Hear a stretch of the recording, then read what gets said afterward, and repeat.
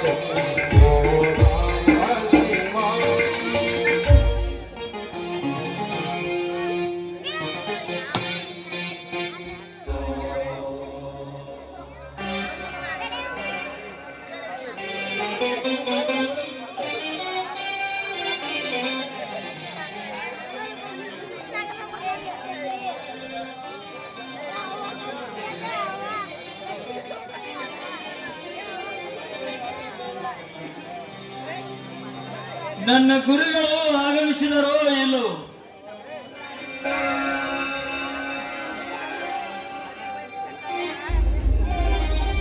ಅಯ್ಯೋ ಗುರುವೇ, ಬರುಬರುತ್ತ ಹೊರ ನೋಡಿದ ಕ್ಷಣ ಒಮ್ಮೆಲೆ ಮಾಯವಾಲಿಯ.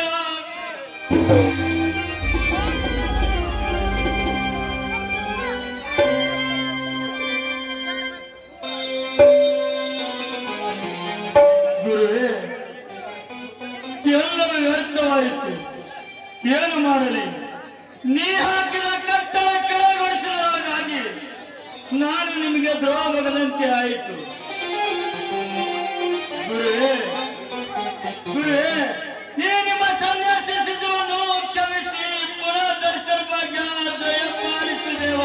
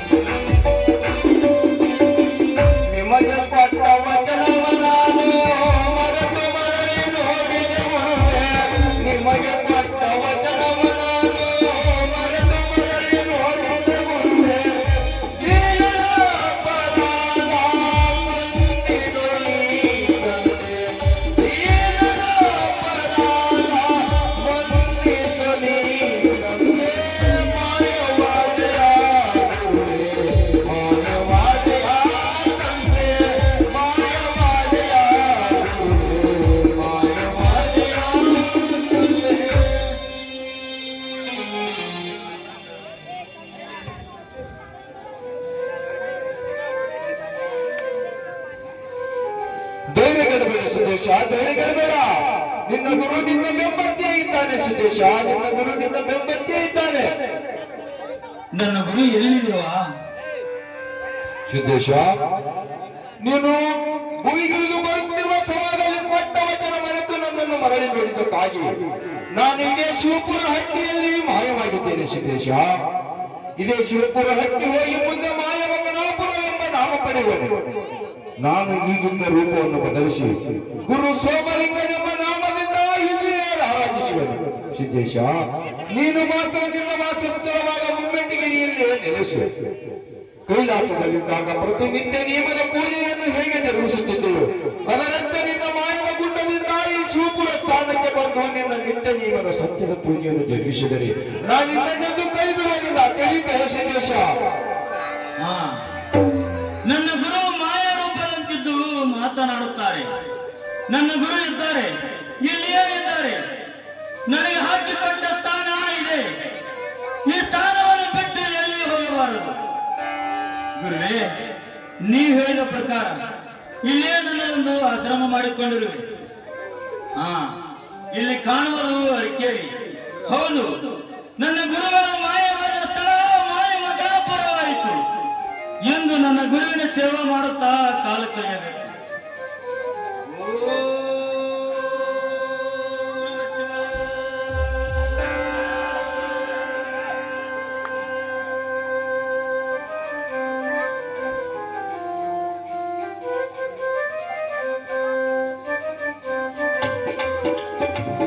ಶರಣು ಗುರುವೇ ಶರಣು, ನಿಮ್ಮ ಪವಿತ್ರ ಪಾದಕ್ಕೆ ನಂದು ಶರಣು ಶರಣು.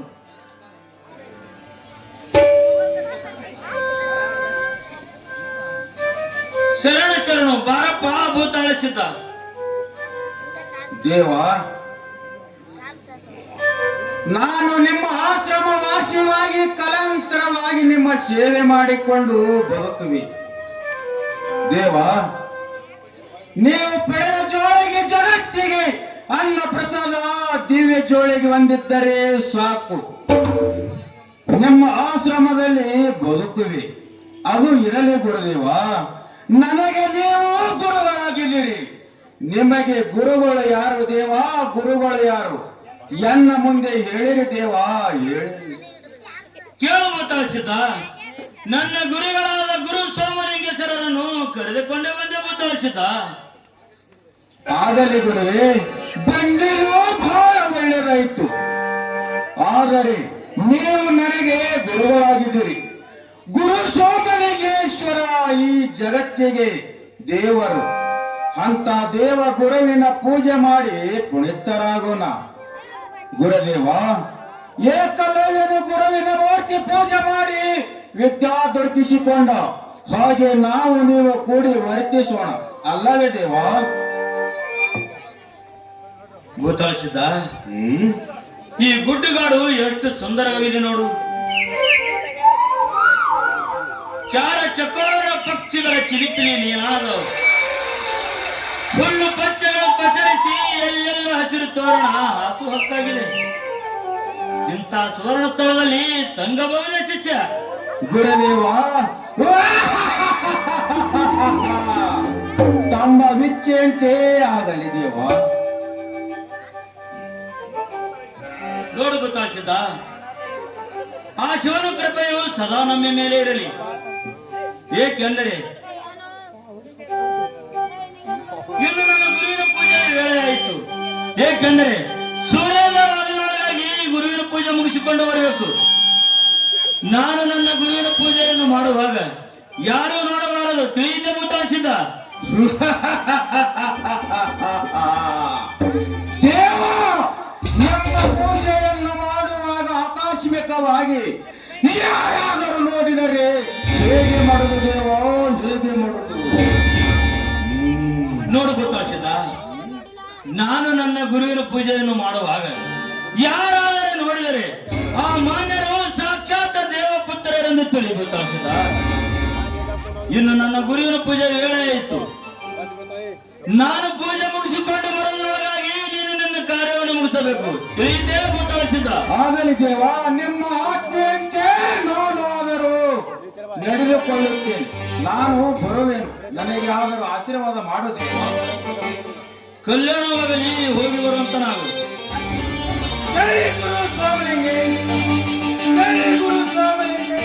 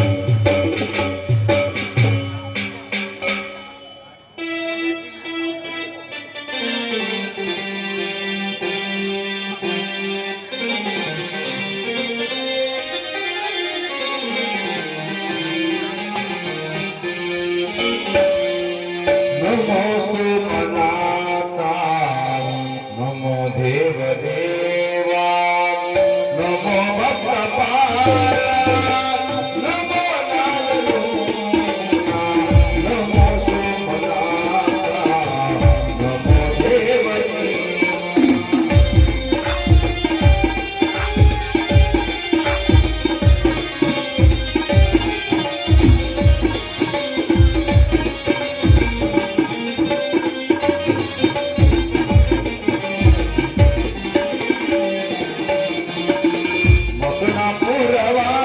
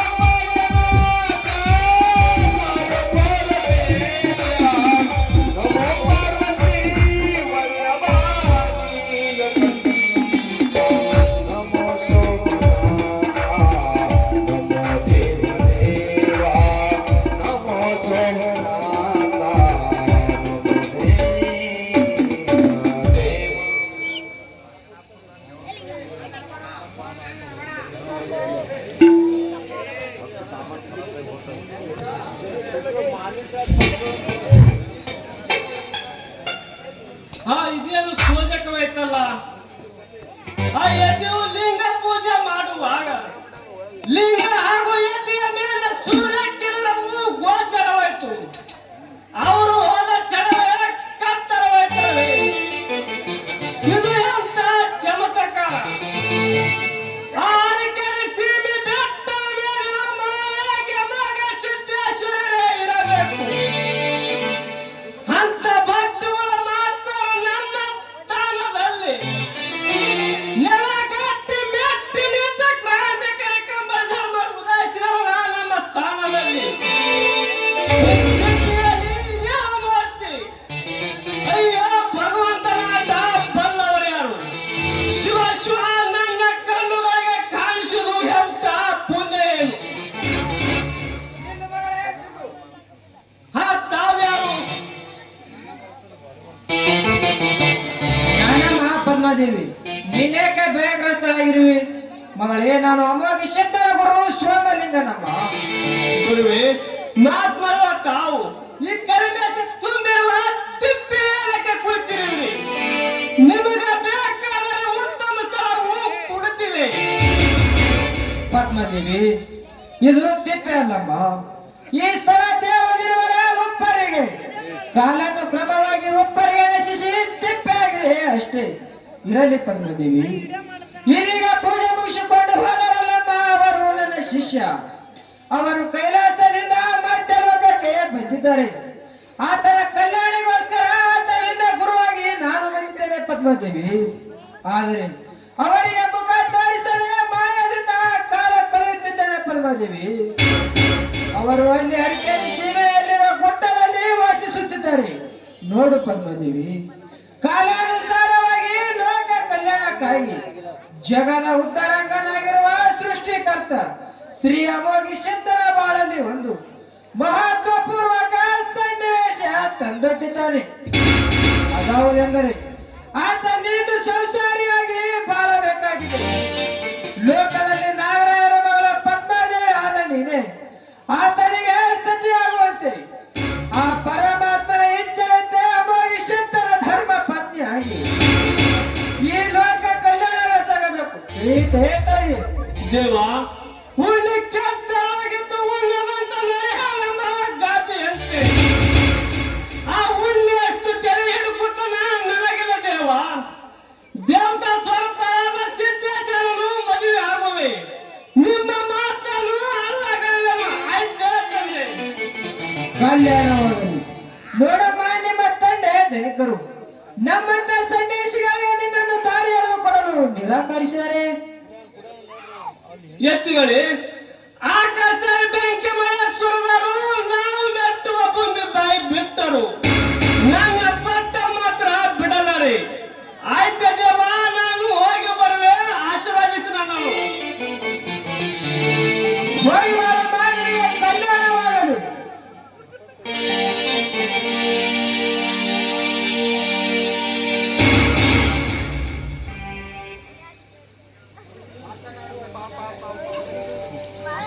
ಮಾತನಾಡುವಷ್ಟರಲ್ಲಿ ಮಾಯವಾಗಿ ದೇವ. ಎಷ್ಟು ವಯಸ್ಸಲ್ಲಿ ನಿನ್ನ ಮಹಿಮೆಯೇನು?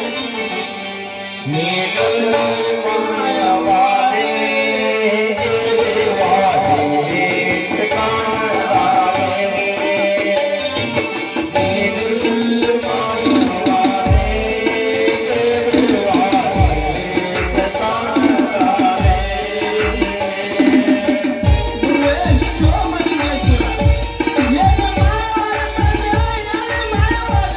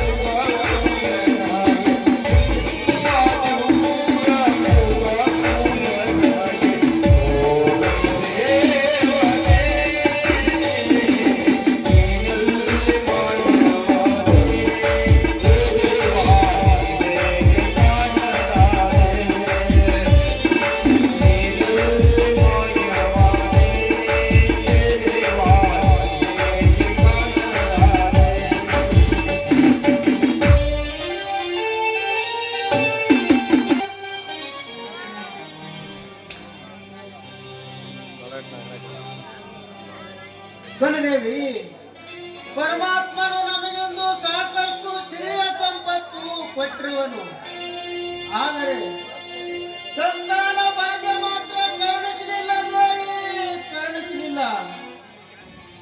ಮಕ್ಕಳ ಸಲುವಾಗಿ ಹರಕೆ ಹೊತ್ತು 12 ವರ್ಷ ಶಿವನಾಪುರ ಮಹಾದೇವರಿಗೆ ಭಕ್ತಿ ಪೂರ್ವಕವಾಗಿ ಪೂಜೆಯನ್ನು ಮಾಡುವುದು ಎಂದು 3 ತಿಂಗಳ ಉಳಿದಿದೆ. ಏನು ಮಾಡುವುದು ಮಳೆಯಲ್ಲಿಲ್ಲದೆ ಬರಬಿದ್ದು ದನ ಕರುಗಳ ತಾಪವನ್ನು ನೋಡಿ ಸಹಿಸಲಾರದೆ ನಾತೆ ಪೂತೆ ಊರವನ್ನು ಬಿಟ್ಟು ಒಳಗೆ ಗೋವಿಂದಪುರಕ್ಕೆ ಬಂದೆವು. ಆ ದೇವರ ಪೂಜೆ ಅಲ್ಲಿಗೆ ನಿಂತು ಹೋಯಿತು.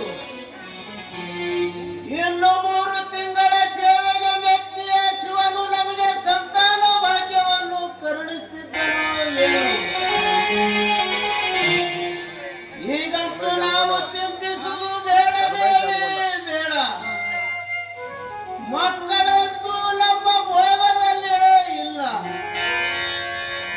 ಸಾಕಷ್ಟು ಸಿರಿಯ ಸಂಪತ್ತು ಇದೆ. ಏನು ಮಾಡುವುದು ದೇವಿ, ಏನು ಮಾಡುವುದು? ಪತಿದೇವ, ಎಷ್ಟು ಧನ್ಯರು ಪತಿದೇವ. ಮಕ್ಕಳೆಲ್ಲ ಈ ಮನೆ ಹಾಳು ದೇಗುಲವಿದ್ದಂತೆ.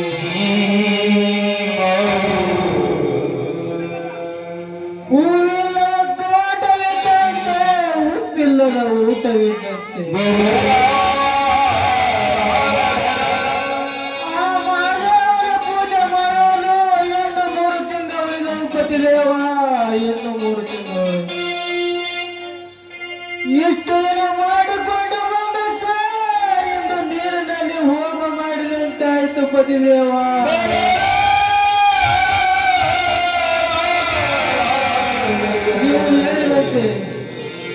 ನೀವು ಹೇಳಿದಂತೆ ನಮ್ಮ ಬಾಳಲ್ಲಿ ಮಕ್ಕಳ ಫಲಗಳೇ ಇಲ್ಲ. ಏನು ಮಾಡುವುದು ಪತಿದೇವ, ಏನು ಮಾಡುವುದು? ಪತಿದೇವ, ಈ ಬಂಜರು ಪತಿದೇವ, ಕಣ್ಣೀರು.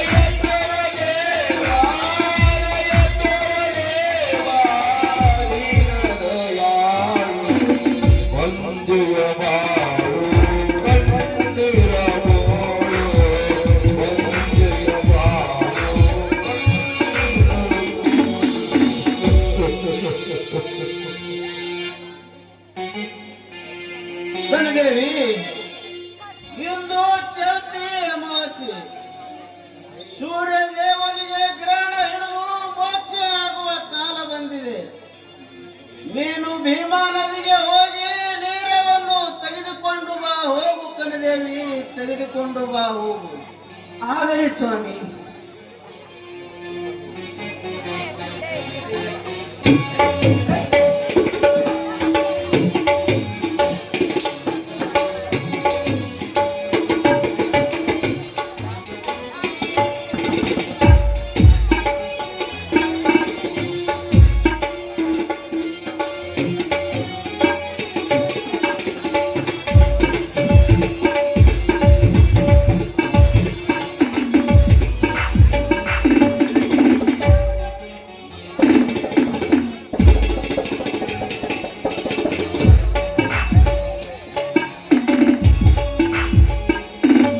ಯಾವಲ್ಲೆವರಲ್ಲಿ ಅರಿಕೆ ಮಾಡಿಕೊಳ್ಳಲಿ ನನ್ನ ಮನದ ಆಸೆಯನ್ನು. ಮಕ್ಕಳು ಮಕ್ಕಳು ಎಂದು ಅಲಿವಿ ಬಾಯಿ ಬಿಟ್ಟು ಕೊರಗಿ ಕೊರಗಿ ಕಂದಲಾಗಿದ್ದೇನೆ. ಎಲ್ಲಿವರೆಗೆ ಈ ಜೀವನ ಹೋಗುತ್ತೋ ಹೋಗಲಿ. ಕಡೆ ಒಂದು ದಿನ ಮಹಾದೇವರ ಪಾದದಡಿಯಲ್ಲಿ ಮಣ್ಣು ಮೂಡುವುದು ಇದ್ದೇ ಇದೆಯಲ್ಲ.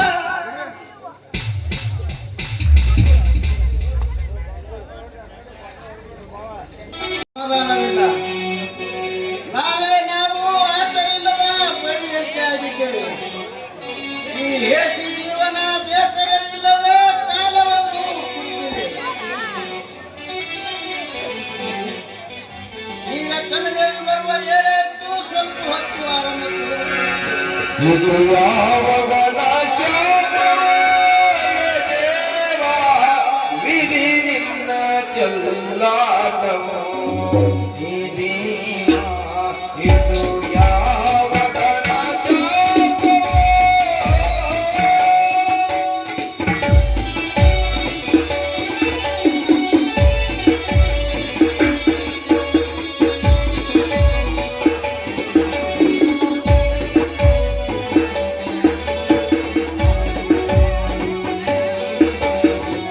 ಮಕ್ಕಳಿಲ್ಲದ ಮನೆಯು ಚಂದ್ರ ನಿಲ್ಲದ ಮಕ್ಕಳಿಲ್ಲದ ಮನೆಯು ಚಂದ್ರ ನಿಲ್ಲದ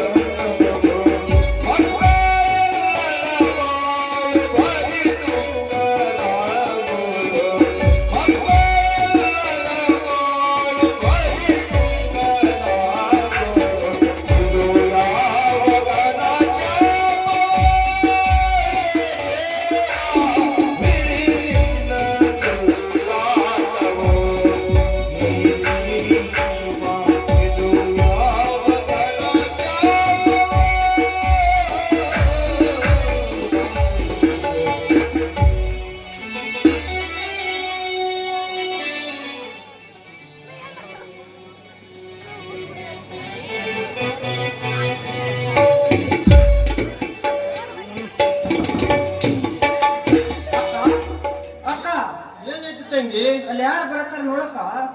ಯಾರು ಬಂದು ಹೊಂಟಿರ ತಂಗಿ? ಅದೇನತ್ತಾರಲಕ್ಕ, ಒಟ್ಟಿದ ಮುಂಜಾನೆದ್ದು ಒಟ್ಟಿದ ಕುಳಬಾನ ನೋಡ್ಬಾರ್ದಂತ, ಹೌದು ತಂಗಿ, ಕಚ್ಚಾಡು ಕಾಗೆ ಮೂಗು ನೋಡ್ಬಾರ್ದಂತ, ಹೌದಲ್ಲ ತಂಗಿ? ಇಂತ ಹುಟ್ಟು ಬಂಜಿಯರ ಮುಖ ಮೊದಲೇ ನೋಡ್ಬಾರ್ದಂತಕ್ಕ. ಹೌದು ತಂಗಿ, ಆಕಿನ ಸೆರಗಿಗೆ ಬಡಿಯಿತ್ತು ಹೋರಾಯ್ದ ಹೋಗಲು ನಡೆಯ ತಂಗಿ. ಬಾಕ ಗೋಳೈದು ಹೋಗೋಣ ಬಾಕ. ಆಗಲ್ಲ ತಂಗಿ, ಹೋಗಿ ಬರೋಣ. ಬಾಕ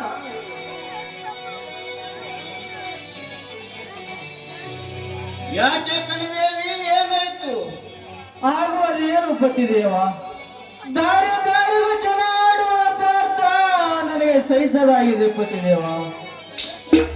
ಸೂರ್ಯೋದಯಕ್ಕಿಂತ ಮೊದಲು ಒಟ್ಟಿದ ಕುಳಬಾನ ನೋಡಬಾರದಂತೆ, ಕಚ್ಚಾಡು ಕಾಗೆ ಮುಖ ನೋಡಬಾರದಂತೆ, ನಮ್ಮಂತ ಹುಟ್ಟು ಬಂಜಿಯರ ಮುಖ ನೋಡಬಾರದೆಂದು ಅಪಹಾಸ್ಯ ಮಾಡಿದರು ಪತಿದೇವ, ಅಪಹಾಸ್ಯ ಮಾಡಿದರು. ಈ ಶಬ್ದ ನನ್ನ ಕಿವಿಗೆ ತಾಕಿದೊಡನೆ ಬಂಜಿಯಾಗಿ ಬಾಳುವುದಕ್ಕಿಂತ ವಿಷ ಕುಡಿದು ಪ್ರಾಣ ತ್ಯಾಗ ಮಾಡುವುದು ನನಗೆ ಒಳ್ಳೆಯದನಿಸುತ್ತದೆ ಪತಿದೇವ, ಒಳ್ಳೆಯದನಿಸುತ್ತದೆ. ಕನದೇವಿ ನಿನಗಾದ ಅನ್ಯಾಯ ಅಪಹಾಸ್ಯ ನನಗೂ ಆದಂತೆ ದೇವಿ, ನನಗೂ ಆದಂತೆ. ಈಗಲೇ ಸಣ್ಣದ ಪೂರಕ್ಕೆ ಹೋಗಿ ಆಯುಷವನ್ನು ತಂದು ಆ ಮಹಾದೇವರ ಮುಂದೆ ಇಟ್ಟು ನಮಸ್ಕರಿಸಿ ನಮ್ಮ ಪ್ರಾಣವನ್ನು ಬಿಟ್ಟ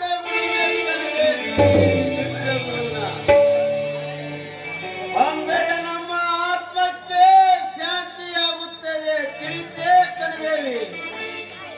ಆದರೆ ಪತಿದೇವ, ನಡೆಯಿರಿ ಪತಿದೇವ. ನಡೆ ಕಲಿದೇವಿ, ನಡೆ ಹೋಗೋಣ. ಮುಂಜಿಯಾಗಿ ಬಾಳುವುದೇಕೆ ಲೋಕದ ಪತಿ ಸಾಧೆ ಮುಂಜಿಯಾಗಿ